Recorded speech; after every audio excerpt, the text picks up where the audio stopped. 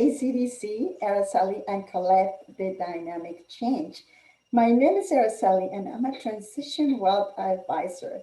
And I believe that everybody should live an unstressful life after a life transition event.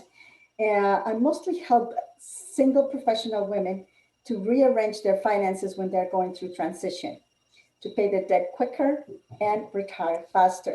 And I'm here with my partner, Colette. Colette, can you introduce yourself? Hi, everybody. My name is Colette Rabba, and I am a real estate broker in the GTA West. I believe in helping people who are seeking real knowledge to make the best decisions when buying or selling a home in the GTA. I also help families make smart decisions when buying or selling their home, and investors know their numbers even before they make an offer. This is why we do the show. We love to help you in answering any of your questions, explaining anything, what you need to know beforehand, before you make an offer, before you put your house on the market. Araceli and I are both investors, real estate investors in residential properties. We're very specific about that. And we love to help people just like you get more information, but also be prepared for crazy things like this real estate market that we're in currently, which is a very hot seller's market. Yeah. So if you enjoy the show, please like and tell your friends about us. Yeah. Subscribe to our channel on YouTube and all that other good stuff. So today, what do we have on for today? Well, a lot of people have asked us some terms that are not very common in real estate and also in finances that, they're just thrown around everywhere, right? And nobody knows exactly what they mean. So we're just going to explain them a little bit more. Yeah. Colette, do you want to share your screen? I'm sure. Yeah, sure. I'm sure when people are really, you're in your industry for a long time, you kind of take it for granted that you know all these terms, and they just, they're like, exactly. We say realtor speak in my field, but with Araceli too, like there are terms that even between me and mortgage brokers, sometimes they throw things at me and I'm like, I don't know what that means. Yeah. And I've been in the business long enough to know. Yeah, and the thing is, you don't have to memorize them, but just be aware what they are. And if you do have any question, or if there is a term that you don't know what it means, just, send us a message. What is this? Or what does it mean in this context, right? Because sometimes terms mean different things in different documents. So tell us what you thought. And these are things, and these are things, like Araceli said, you don't have to memorize them, but it's really something that once you get interested in, looking at your finances or looking at your options when it comes to finances or real estate, these are things that we will say, and it's always nice to have a little bit of a precursor to, what is that again? So, that's fine. I get those questions all the time. Yeah. Like, never feel like you should know or you should memorize something. You don't have to, but we just like to tell you ahead of time so you can look smart.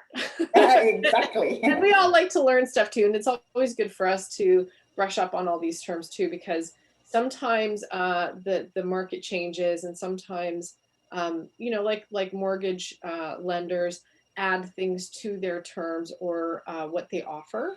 So these are things that are not really that commonplace, and it's good for everybody to kind of get a little bit of refresher every once in a while. So we are on chapter 2. So we plan on doing this every month. And so this is our chapter 2. So what we are talking about are quite a few things. We always do a real estate, mortgage, and a finance term. So it's very specific to the groups.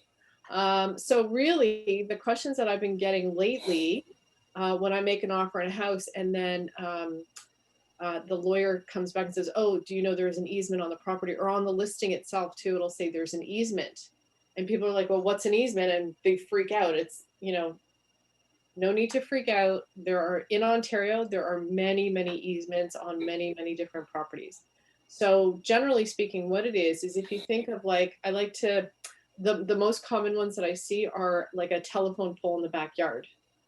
So that's common in a lot of different municipalities, but what it is something like a neighbor, maybe you share a driveway, or maybe you, there's something else that is a little bit beside two lots. So either like water access, let's say if you are in the cottage country. So this is an easement. So a neighbor or a city, they have a legal right to use the other person's land or property while leaving the title. So it's still the title of the house and the land is in your name. The city, for example, needs access to that telephone pole, who knows, maybe once every few years or something.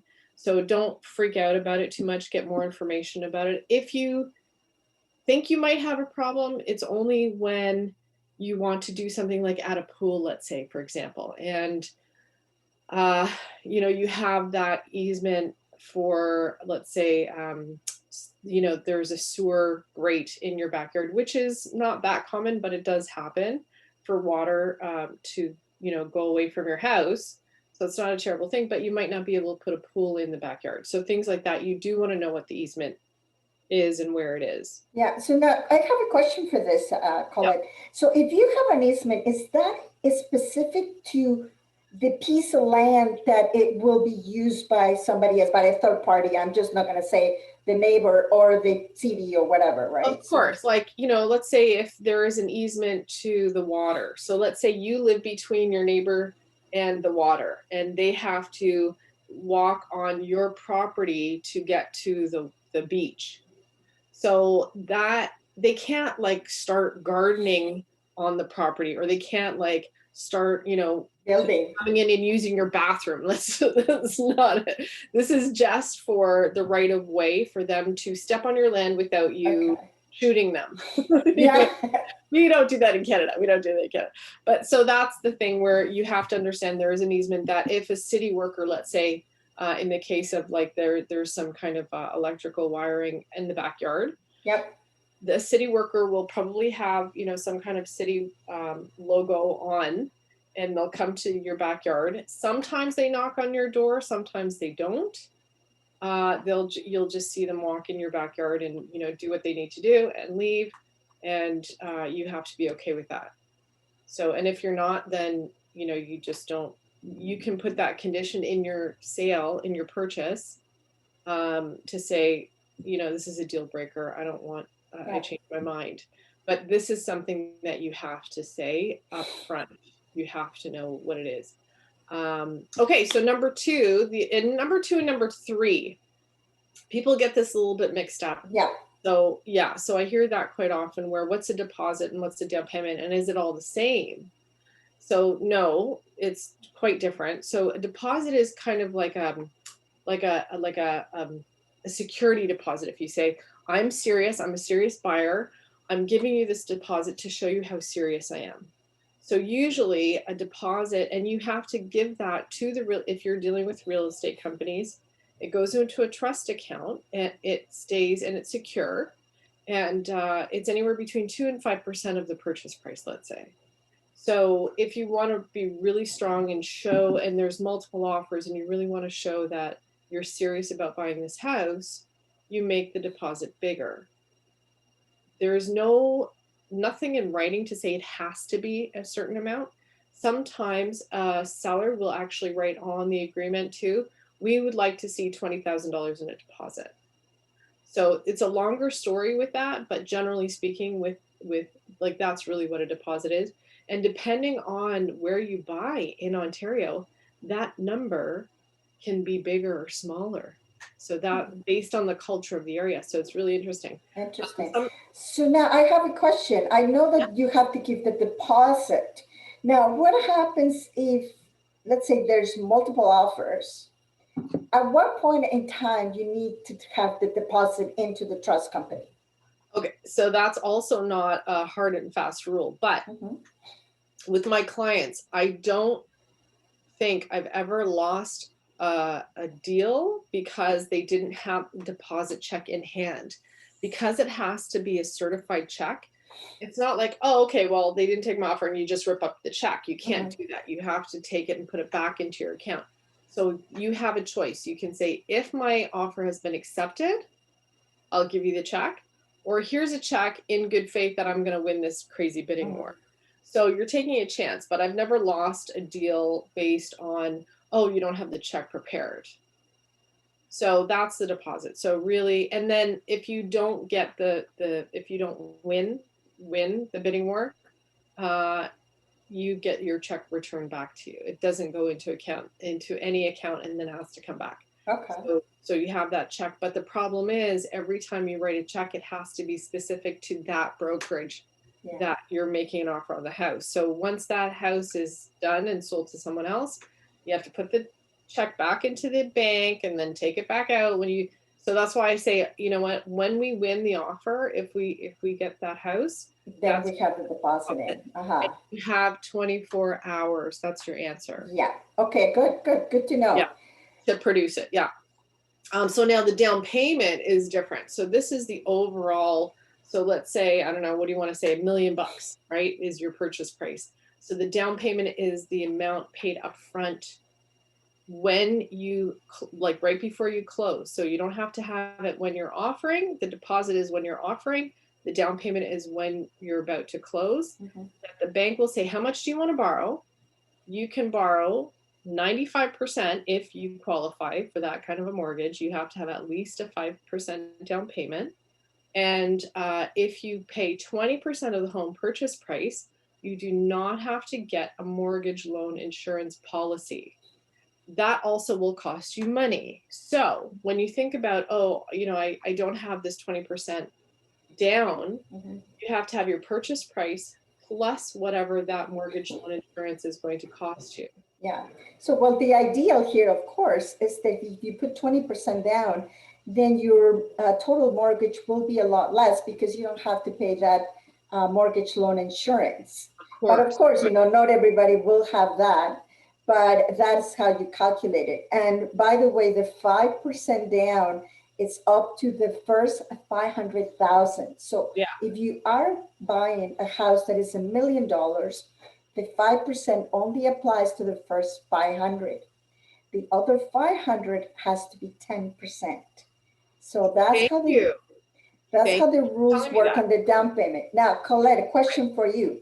So if I give a deposit of let's say 100,000, my deposit, and my total down payment is going to be 20% on a house that is $1 million. So that my 20% would be 200,000, correct? So my deposit becomes part of the down payment, correct? Of course, yes, of course. And nobody puts $100,000 deposit. Okay. It's a lot of money. Who has $200,000 lying around? That's awesome. Yeah.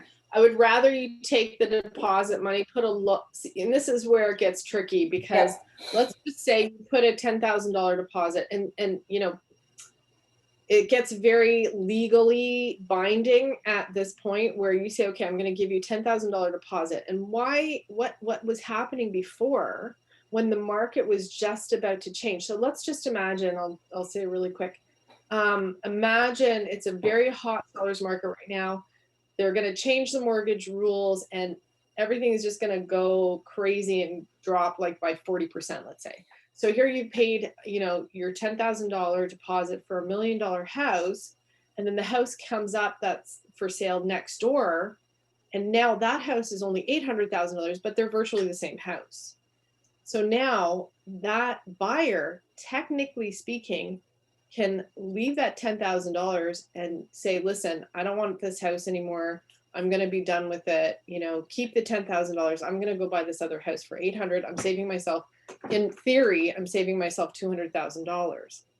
The problem with that, and there were a lot of builders and contractors and flippers that were doing that before, because when the market changes so rapidly, they think they're screwed. Like they're stuck with this $100,000 house and they could have waited, you know, but nobody has a crystal ball. Nobody knows that's coming. But let's just say in theory, this is what has happened in the past, where now they feel that they want to get out of the first sale. How does that happen? Don't go down that road. That's all I want to say. It's a very slippery slope. You will go to court. Somebody will, or the sellers will take you to court, and they will probably win. So you, if they put the house back, let's just say they put that house back on the market, and now they only get hit $800,000. the purchaser will probably have to pay out that extra $200,000 that the first, so with the difference between the first purchase and the second purchase was, let's say, 200,000. That buyer will still be responsible for that, plus court costs, plus pain and suffering, or whatever else they're going to go for. Whoa. So there are lots of court cases about things like this that happen. Yeah. And I would just don't even play that game. Yeah. It's brutal. And that is what is very important for you to know. First of all, your financial position.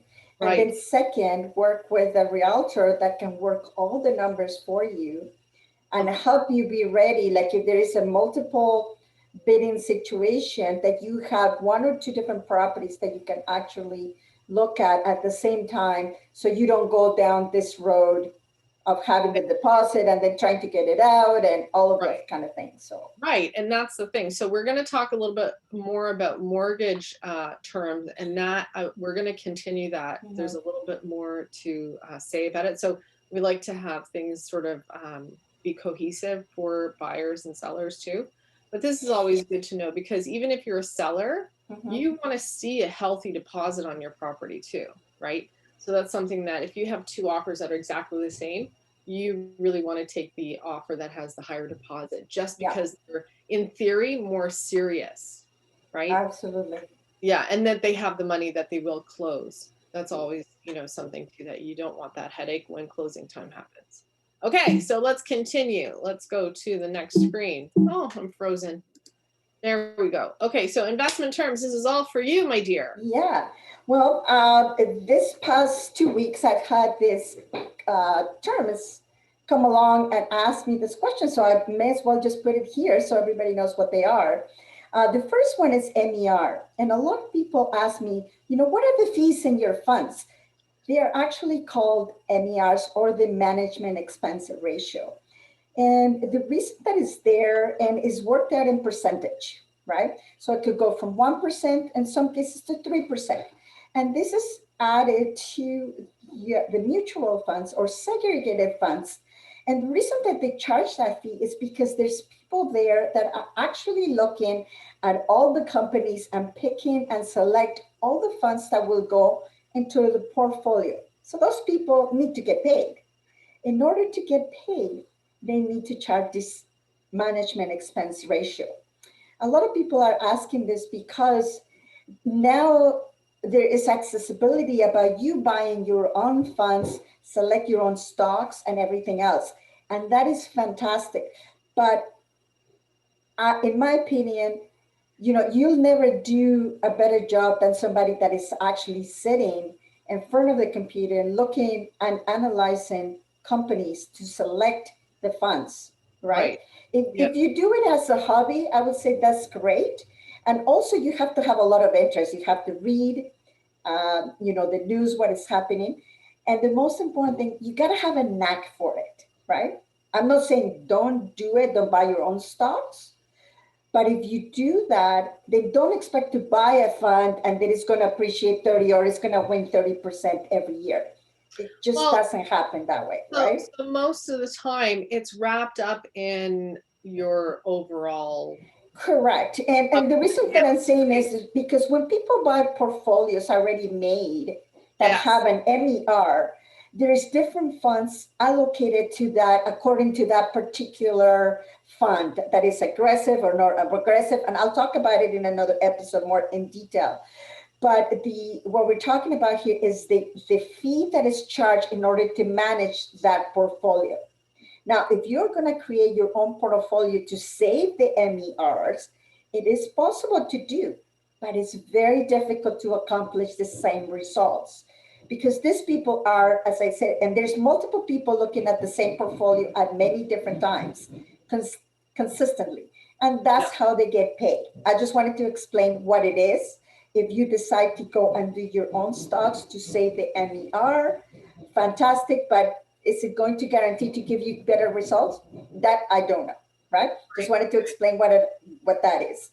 Now, another one that I've been asked a lot is what is RRC? Because if you see on my business card, I have an RRC behind my name. So this is basically, it's a registered retirement consultant, right? And this is an actual certification that is given by the CEIFP, which is the Canadian Institute of Financial Planners. And basically there's many designations that are, that now you can get. So depending on what you're interested in, this particular designation is for people that are specializing in working with baby boomers that are in transition, which is one of my specialties, right? So that's what I do. And this particular certification gives me more information about retirement planning, estate planning, wealth management, and a little bit about taxation, which I work in coordination with the accountant of my client. So I just wanted to explain what it is. So there's many designations. So if you are working with a planner, ask them if they have any designations of what it's that they specialize in. This is the designation that I have because that's what I specialize in. Well, and it's not just baby boomers that have to worry about. Absolutely not. 18 plus.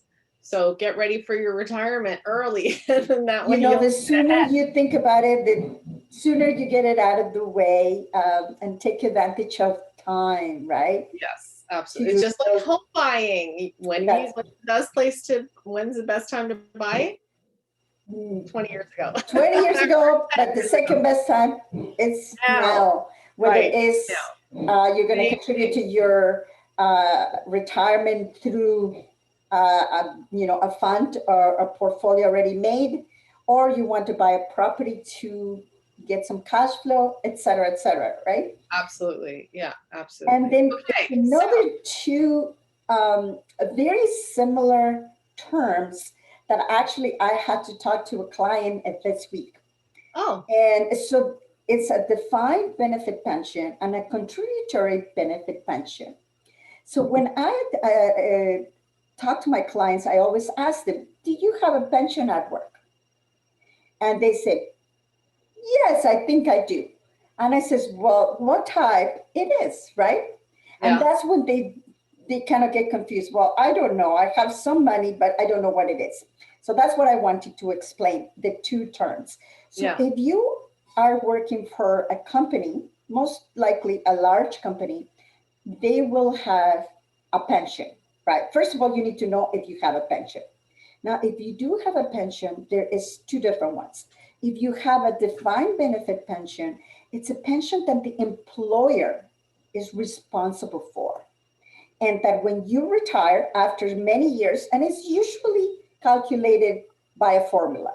A formula might look like, a percentage of your best 5 years times a percentage, sometimes it's 2% or something, by the number of years that you have worked in the company. Okay. And the company is completely responsible for. Okay. And the only thing, obviously, you have to work there for a certain amount of years. The longer you work, the more money, obviously, you receive, right? Yeah. You have nothing to do with it. They put all the money up front. And by the way, all of these defined benefit pensions are basically being either terminated or they are no longer available because it's very expensive for employers to have it. If you do have it, you're very lucky. Now, the second one is called a contributory benefit pension. And this is what it is. It's a contribution. So that means that you are responsible for a contribution. And in some cases, the employer will give you a match of 1% or 2% or 3%. So if you contribute, let's say 4% of your paycheck, they will give you 2%. If you contribute 6%, they will give you 3%. And every company has different rules. They might give you money. They may not give you anything. Most companies that have a contributory benefit pension, they will give you a match up to a certain amount. So that is the difference. And so you know what it is. For example, if you were making $4,000 a month and you work for a company for 25 or 30 years, if you have a defined benefit pension, you most likely be retired with close to the same amount of money of 4,000 until you passed. If you have a contributory benefit pension, this is a fund that grows as you contribute. And whatever the match is coming to you, that's what you will collect a designated amount. And whatever amount is there, that's what you will receive when you retire. So I have a question for you. Yeah. Who actually takes care of the pensions within a company? Is it a secondary party that holds this money, or is it within their company that they have some kind of trust account or something like that? They will usually hire a third-party company. Okay. So there's large companies that usually take care of large companies like this, and they will create portfolios for each one of the employees. And yeah, everybody is in the same pool, exactly. kind of. Okay. And then you will have your own individual account. Okay. And the company will obviously have to be involved, because if they're giving you a match, then they have to deduct that from your paycheck and then plus put their money into the account. So that's, it is managed through the company, but it's managed by a third company. Right. Okay. Can I, as a self-employed person, can I make myself a benefit? Unfortunately not. Can I do a pension for myself? You can plan your own retirement, right? Yeah. Like I work with self-employed people, but you have to fund it all yourself. Right. Exactly. And there is many different ways to do it, depending on what stage of your business you are in, right?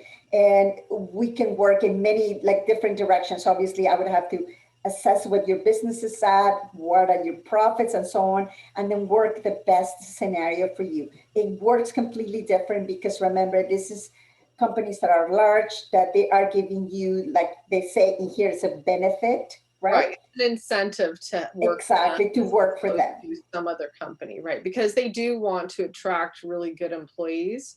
So this is a way to do it. Yes. Absolutely. Absolutely. So if you do work for companies like that, I always work with my clients as well to maximize what they are able to get from the company. So. Right. Awesome. Okay. So our third slide is about mortgage terms. So we have this beautiful house interior that I like to go. Oh, I like it. Very nice. I'll go and search and, do all sorts of searches on beautiful houses. But anyway, that's my business. That's our business. That's what we love to look at. That's part of it too, right? Is the interior design. But anyway, so we are talking about mortgage terms. So I get lots of questions of, like the mortgage agent will say, oh, they qualify for an A lender. And then the client calls me and goes, what's that? So I have to explain to them, a lender is like a traditional bank or a credit union. So, Scotia, TD, CIBC, all these big banks, they're typically an A lender. So B lenders are sometimes credit unions, sometimes, I forget the name of it, but they're all secure. So even if it's a B lender, they are secure. We're not talking about a private lender situation here. That's not what we're talking about. It's either A or B. They are secure. They are credit unions or some other companies that only lend. That's all they do. So essentially, the lenders focus on customers who have good credit scores and reliable sources of income. So B lenders are the ones that take on people that either are self-employed or they're, especially with real estate agents, our income tends to fluctuate every year. Mm-hmm. So any self-employed person, right? Right. So A lenders typically don't like to look at us, but things change and it depends on how long. So I've been with the bank for many, many years. And then I had to refinance my mortgage. They wouldn't touch me with a 10-foot pole because I don't fit in their little box. But I had another A lender, another bank say, yeah, we love you. You're great. Of course, we'll take you on. So this is the thing. Don't ever give up on, if you have a good mortgage agent. This is why I really like working with mortgage agents as opposed to an actual one bank. So if you go to TD, you go and walk in, well, it's COVID, you can't really walk in, but you call somebody directly at that lender and they say no, don't give up. Go to a mortgage agent. I was even myself personally, I was told no by Scotiabank I went to a mortgage agent. She got me a Scotiabank mortgage. Why? Wow. How is that possible? I don't want to say it's personal, but it's the way mortgage agents are more driven. I'm sorry to say it this way. Please tell me if I'm wrong. But with banks, it seems like the person sitting behind the desk, if you don't fit in that little box, They it's a no. can't help you. Yeah, I They know, I can't. understand. Exactly. But a mortgage agent knows how to finesse your file to make you look good and fit in that box or fit in multiple box. Like there are multiple ways of doing this mortgage. How you qualify, you might not qualify on this box, but then this box you're perfect for. And that's all they need to know. They need to know what box you fit in. So, and it's still an A lender. So you'll always get a better rate from an A lender than a B lender. So basically, Colette, I just wanted to give you kind of like a comment on it.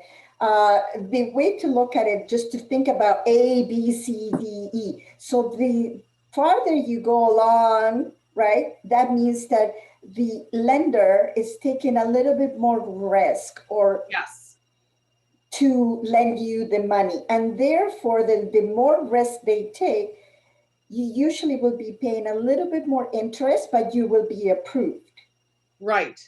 The other thing too is there are other private lenders who they are taking a lot of the risk, but they're also giving up something. So there's always a little mix. Like they want either sometimes for you to, let's say you want to go to an A lender, but they need a cosigner. So that other cosigner will be on title.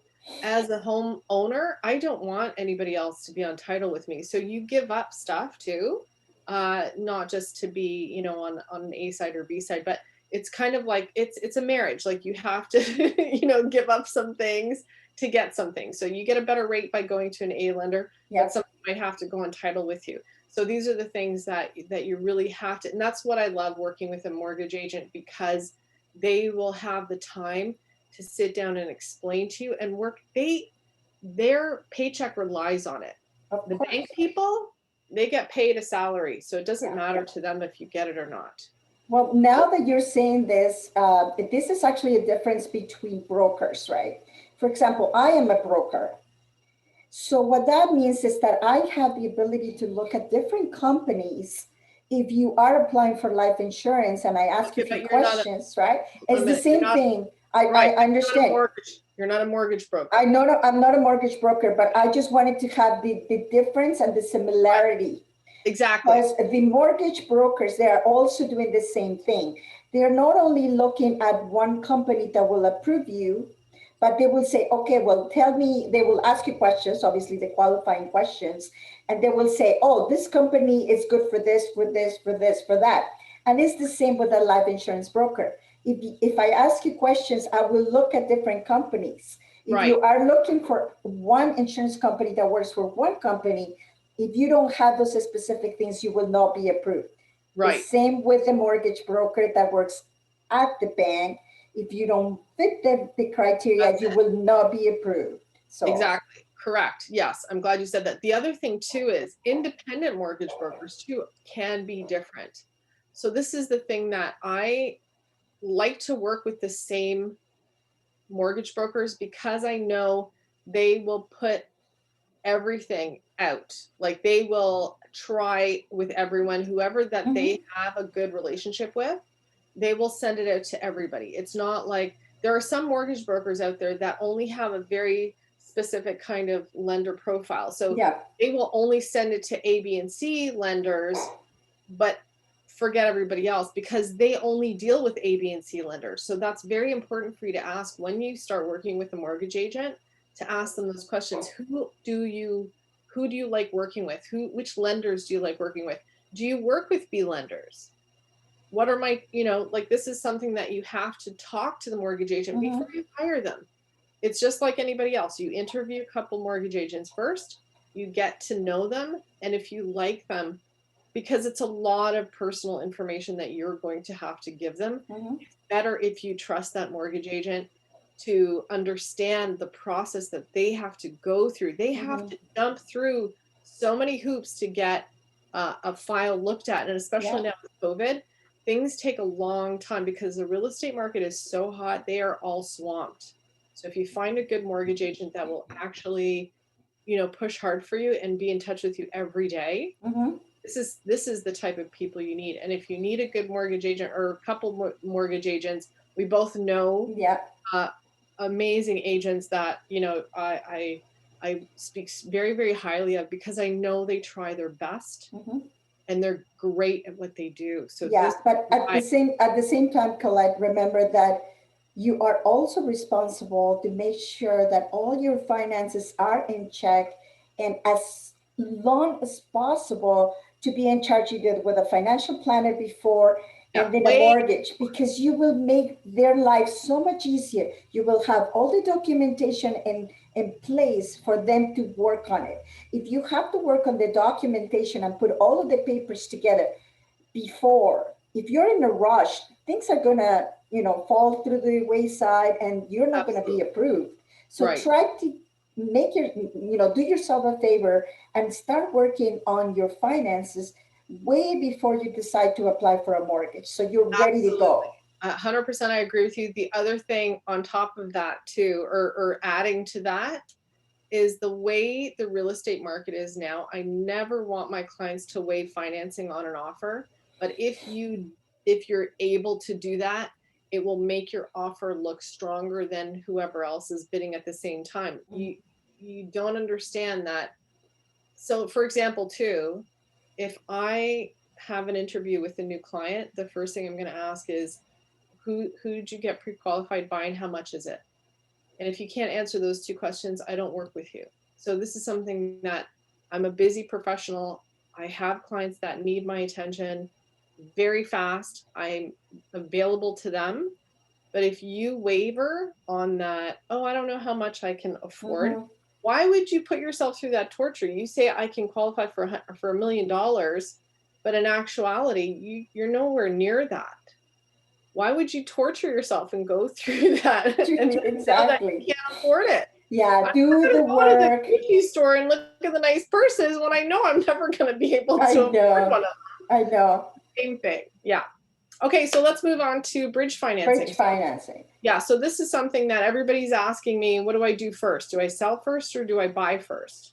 So every answer is a little bit different too, depending on your situation. So if you don't want to, I don't want to say homeless, that's not really, the right term here, but if you want to go from one house to another and not have to have a transitionary place to live, like a hotel or an executive suite or a rental, you should look at bridge financing. You want to buy something first, so you and your family have something to move into when you do sell the house or your property. So the first property.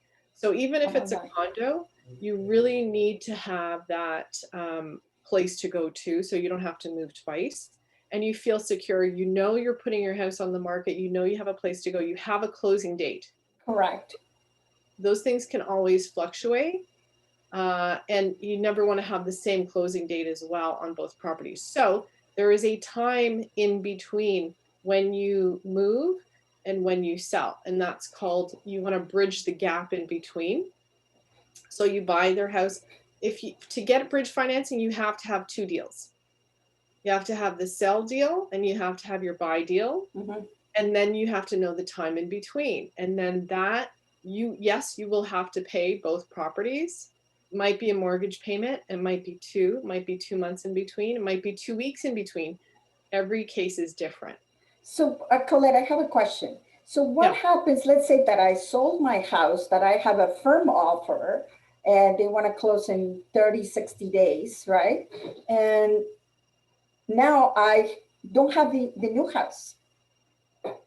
Do I, at that point, is that when I get the bridge loan or bridge financing?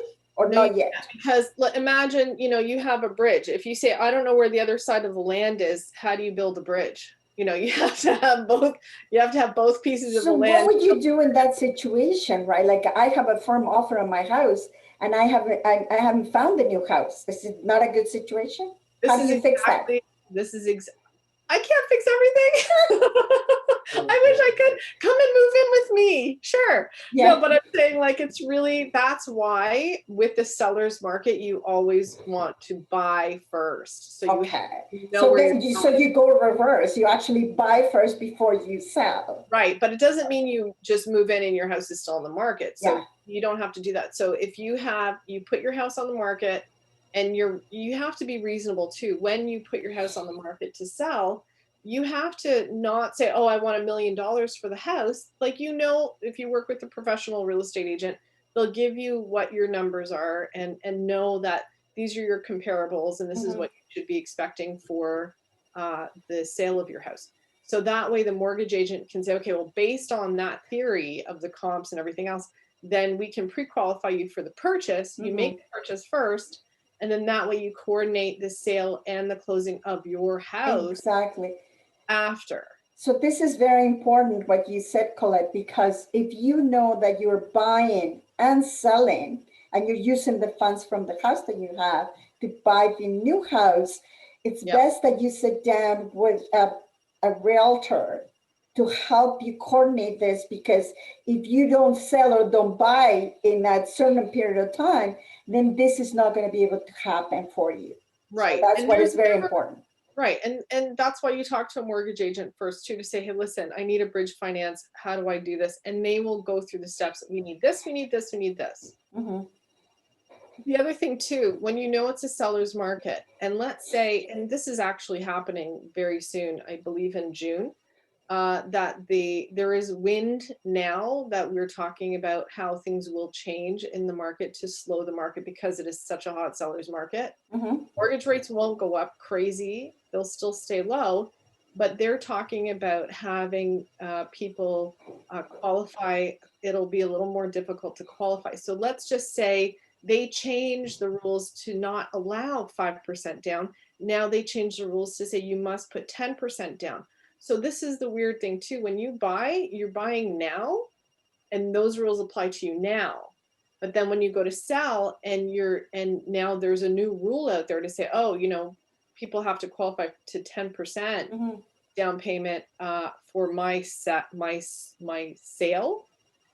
And if that slows the market down, you might not get a sale that quickly. You might have to bridge for, let's say, a month or 2 months. So it's always a very sliding scale, I want to say. And remember that things can change at any point in time. Remember, we used to have only the 5% in the entire amount, and then the rules changed that now it is 5% up to the 500.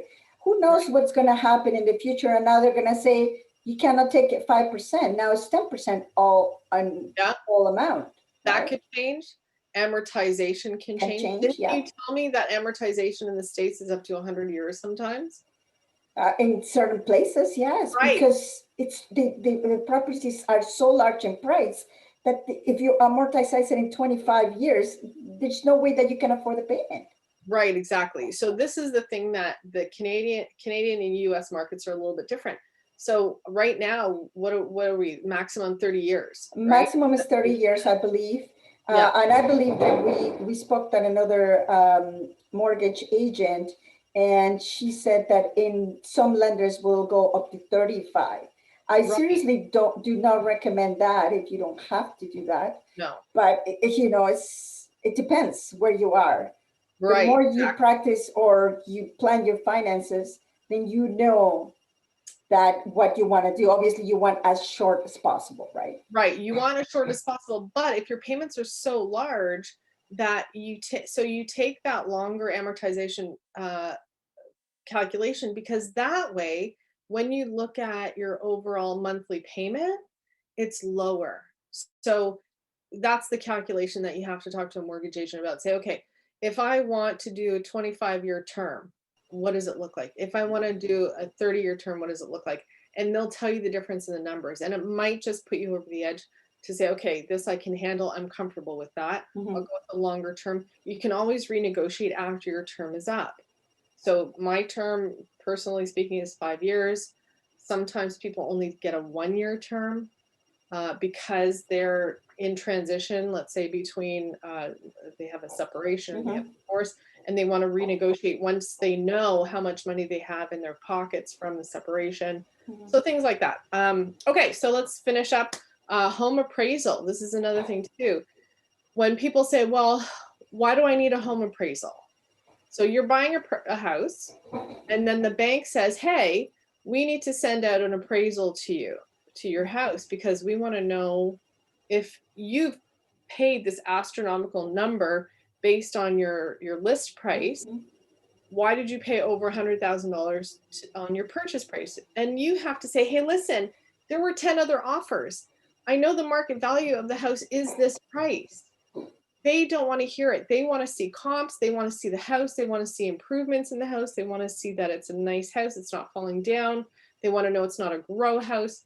There are lots of things that make that property more valuable. So I actually love being at the appraisal time because I want that. It's human nature, right? When there's, and now because of COVID, it's very, very tricky. A lot of appraisers say, we're not even coming to the house. No, no, no, no, no. That does not work for me.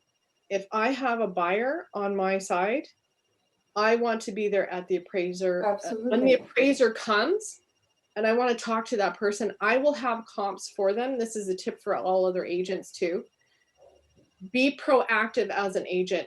Have those comps that show the value of the properties that are similar in the area and hand them over to the appraiser. Don't take it for granted that they can do that or they know what they're doing. Give them the information that you're representing your buyer. You want to make this house in the best light. Appraiser is not assessment. Their taxes will not go up. So don't get those. Yeah, two different terms. Yeah. Very different. So appraiser, so I put the terms here. They look at the property size, they look at the location, they look at the age of the house, they look at the care of the property as well. A lot of these places, like I get afraid when it's been a tenanted house for 20 years plus, and the tenants have not told the landlords, oh, the roof is leaking, oh, the bathrooms aren't working, oh, this, oh, that.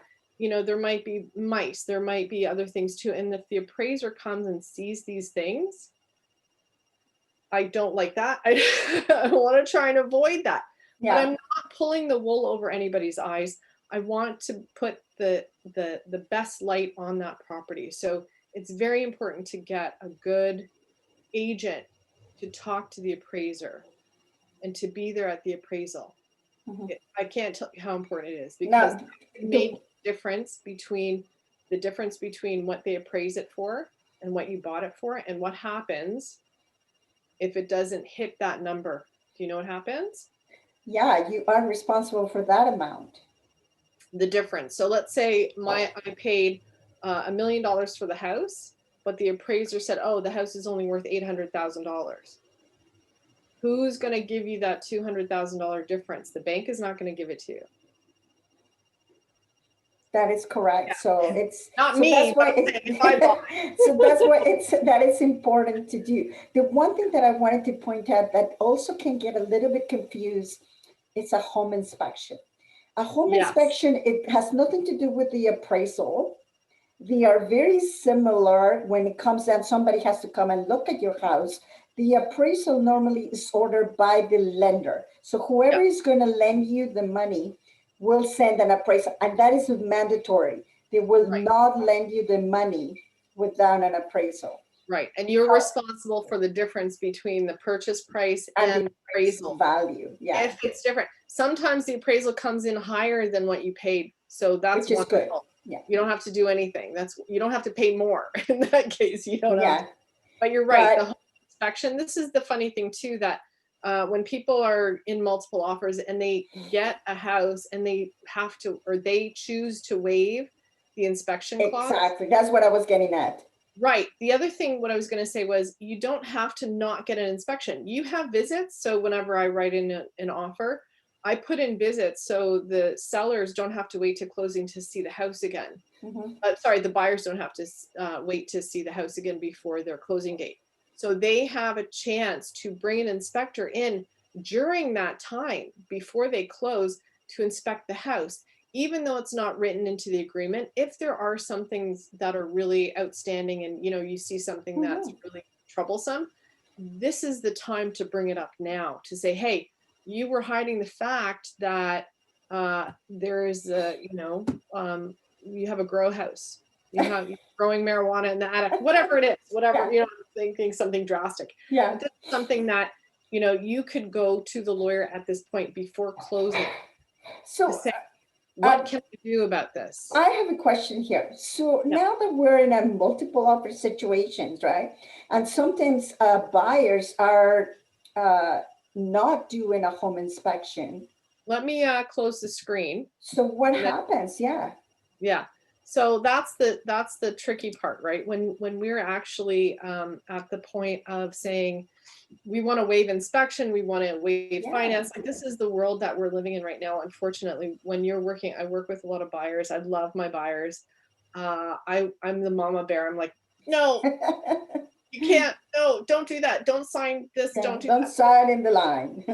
I know, but then after offer after offer after offer that you don't get, your buyers get tired of that, and they go, well, what can I do to sweeten the deal? So if you are okay with waiving finance, you know your bank is going to be okay. You know you have a good income. You know that there's a backup too. So you can even talk, when you talk to the mortgage broker, to say, hey, listen, if that bank decides that they don't want us anymore, what's plan B?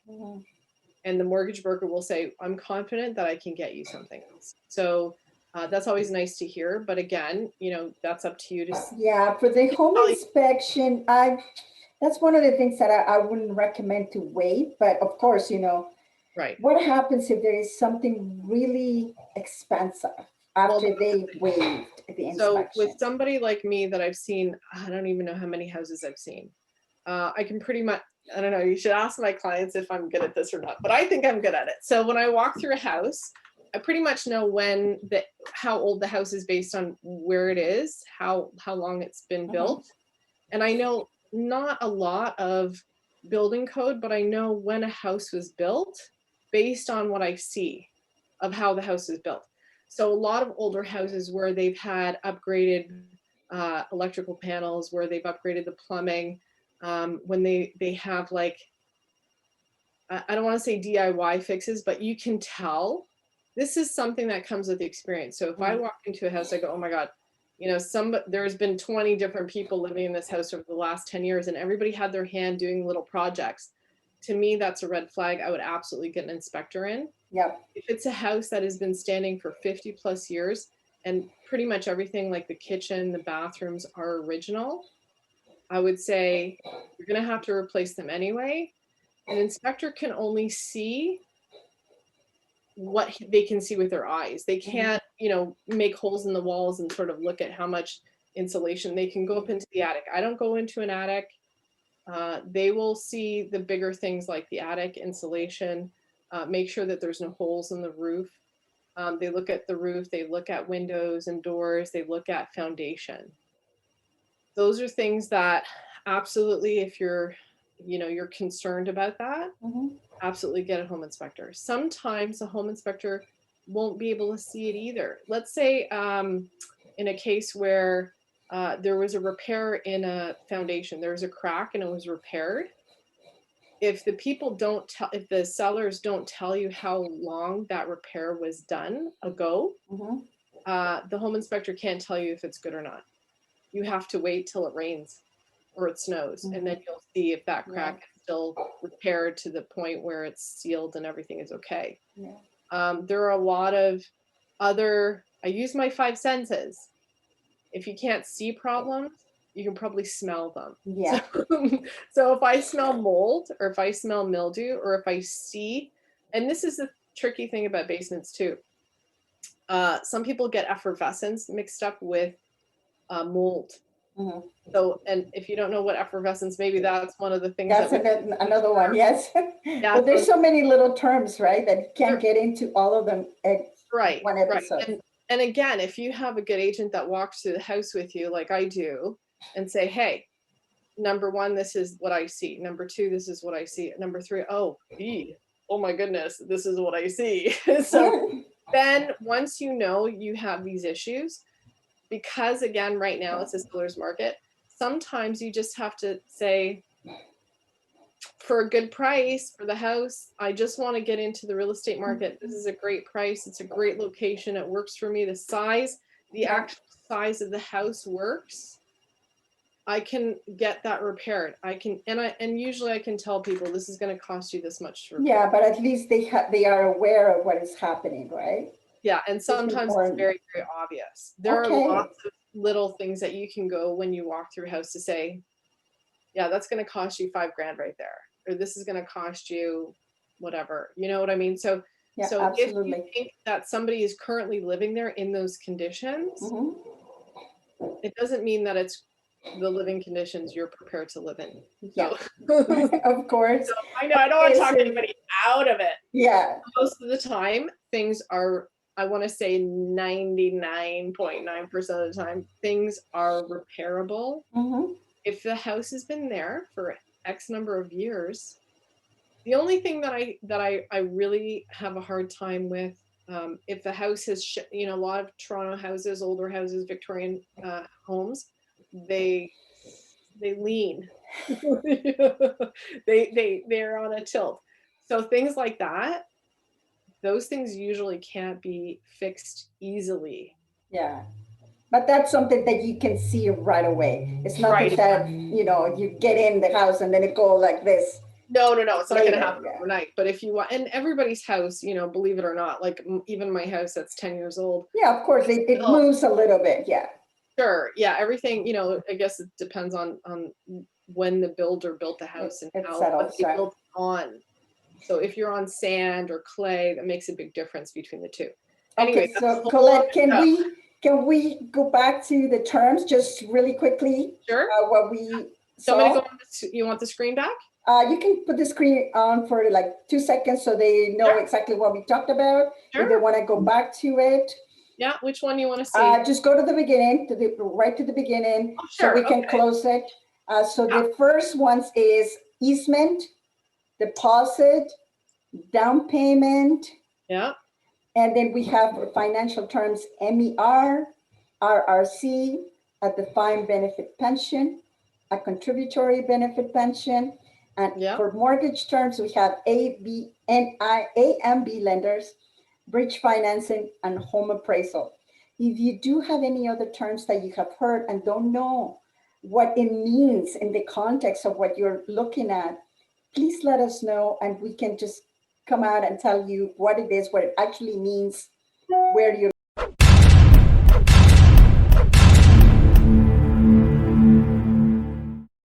looking at, and we can continue on with another terms episode for you. Okay. Yeah, we as you can see, we love talking about real estate terms, and just to get you prepared for if you're in that desirable space of either buying a property or selling a property or just looking at your finances. That's always the first step. You always want to know what exactly is in your pocket. Yeah, that's right. You can get the best return on all of it. Yeah. Thank you so much, Colette, for putting the presentation together. Thank you. And please keep joining us. Keep the questions coming, and we will see you in the next episode. Thanks, everybody. Bye.